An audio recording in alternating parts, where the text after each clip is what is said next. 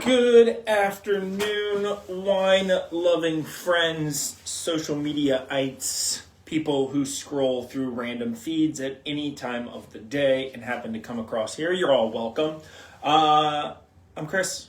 We're in the cellar. It's Cellar Chats here at Second Glass. We're talking the weekly wine flights, and our Turkey Day favorites continue.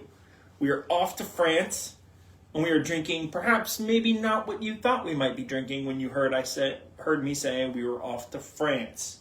We are going to kick it off with a lovely little Crémant de Limoux from the J. Lawrence winery, and then we're going to move our way up to Burgundy, have a little Chablis, maybe you did think about this one, and then we're going to round it out with perhaps a little bit of a curveball for some of you, but it makes sense if you really think about it. A little Bordeaux Supérieur from Domaine de Chablis.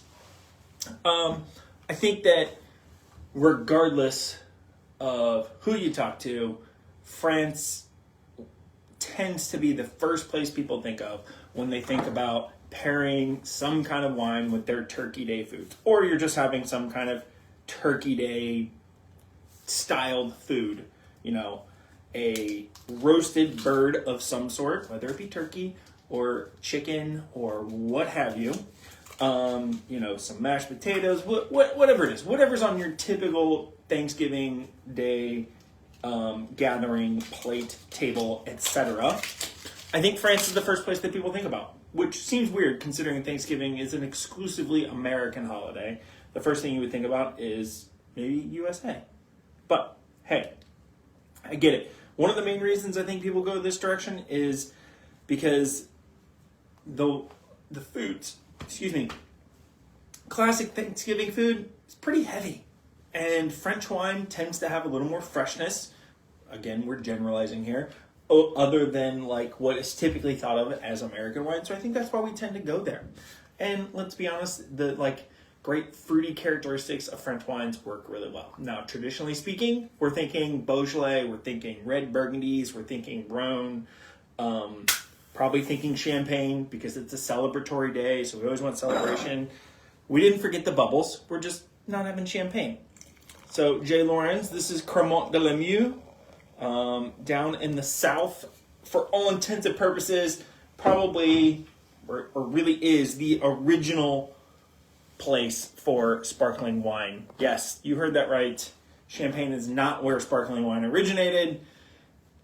From most historians' point of view, Limoux is probably where the first or the first production of purposely made sparkling wine in the what is now called Champagne method took place. Wow, this wine is so gorgeous. Look at that. Beautiful, beautiful mousse, great bubbles, great consistency. The nose is really vibrant and fresh. I don't know when the last time I had this wine was, but it's been a long time.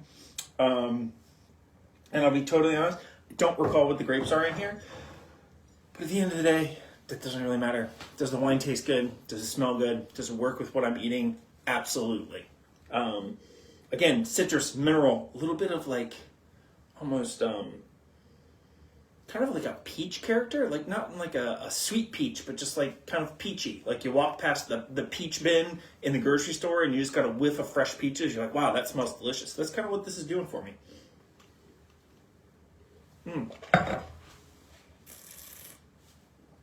Oh, so good. That is downright excellent. That's fantastic. I have nothing else to say. That wine's killer. You should come in and just drink this wine. Just order a whole bottle. Get the flight and then order a bottle of this because you will want it. It is that good. I'm a big fan. Kudos to you guys. I have not had this. I honestly don't remember when I had this last. But it's excellent. I should have it more often. Again, that is J. Lawrence, what they call their Les Graimenous, Crémant de Limoux. It is their tête du cuvée, so their top-end bottling.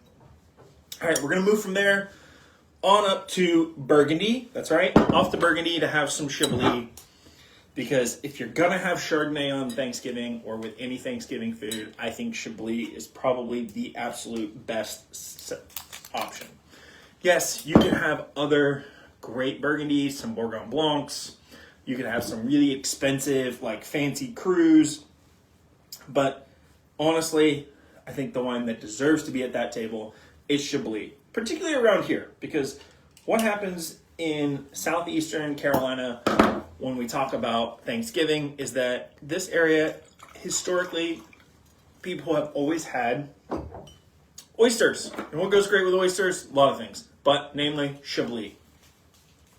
Crisp, fresh, mineral, pairs super well with the briny, salty, delicious little, like, tasty morsels that we call oysters. They are fantastic. I could go for a bushel and a half right now. All the things you want from Chablis. Wow, this is so good. Again, really lively and fresh. There's a little bit of like a lemon curd, some like green apple, Granny Smith apple thing going on. Maybe some fresh pear. You know, while this was, the Crémant was really bright and fresh on the nose, it was a little more like I said, like kind of stone fruit characteristics. Moving into the Chablis, we're getting more orchard fruit. It feels a little cooler on the nose. I know that's a weird thing to say, that, you know, aromas feel cool, but that's what I'm getting. Really, really lovely.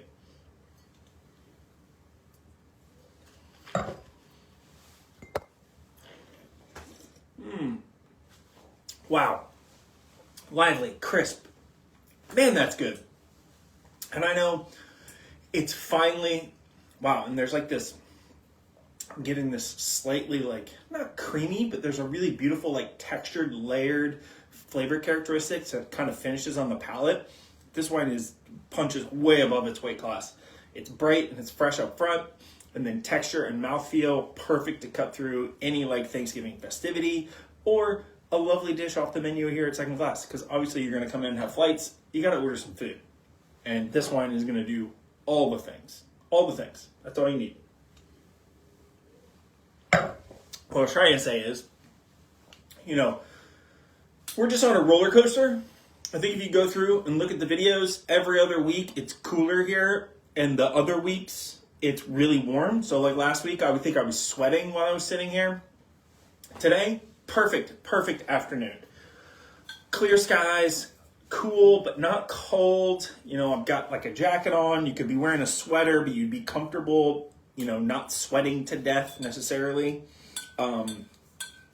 Just great weather for just about everything, if you ask me. Maybe not swimming or surfing. I'm not a big fan of surfing in the cold. My ears, they hurt when I get cold. All right, so we just went from Paul Nicolle Chablis, and then we're going off to what I call the wild card curveball.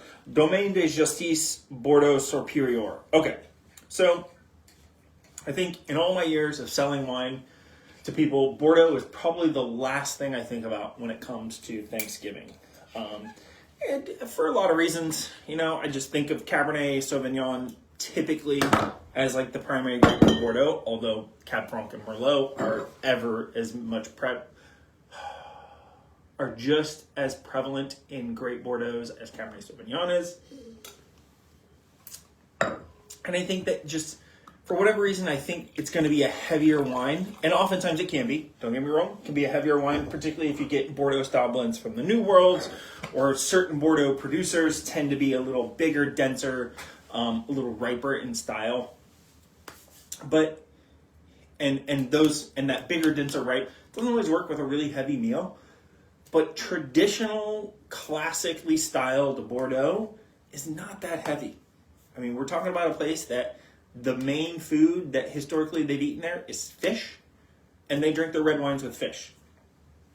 So while made with Cabernet Sauvignon and Merlot and Cab Franc, they tend to be delicate and a little more aromatic and a little more nuanced than I think what most people think. And this wine does all those things, wrapped up in a beautiful, affordable, delicious package. So Domaine de Justice, these guys are based on the left bank. However, this is predominantly Merlot with a little bit of Cab and a little bit of Cab Franc.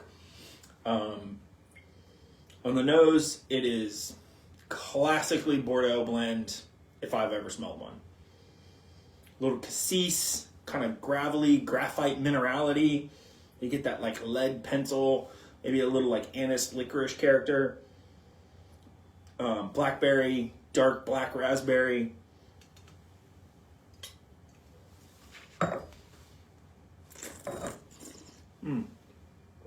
Really pretty color. But you can see, I mean, it is not like dense opaque, although this would have been better had I not like drank the wine beforehand. Not a dense color. And on the palate, while it has dark fruit and good texture and some great tannins, it is not weighty or heavy. I mean, it's very clean. It's very, like, again, nuanced. It just kind of rushes across the palate, doesn't leave anything, you know, for you to leave you wanting anything, but it also doesn't like feel like I just had a meal in a glass, which oftentimes Cabernet and Cabernet blends can do, but really great Bordeaux does not do that all the time. Usually it doesn't, actually. And this hits on one of those little peppery note too. Wow, that's excellent. Okay, real quick wrap up for this week for the weekly wine flights. Again, we're in France, and we're just, you know, the road less traveled when it comes to Thanksgiving pairings in France. A little Crémant de Limoux from J. Lorenz. Excellent stuff. Killer. I think I'm just going to take that bottle home. Paul Nicolle, Chablis, Vieilles, their old vines, 2022. Just everything I want. I want a bushel and a half of oysters. And then, again, the curveball. Domaine de Justice, Bordeaux Supérieur. Really lovely stuff.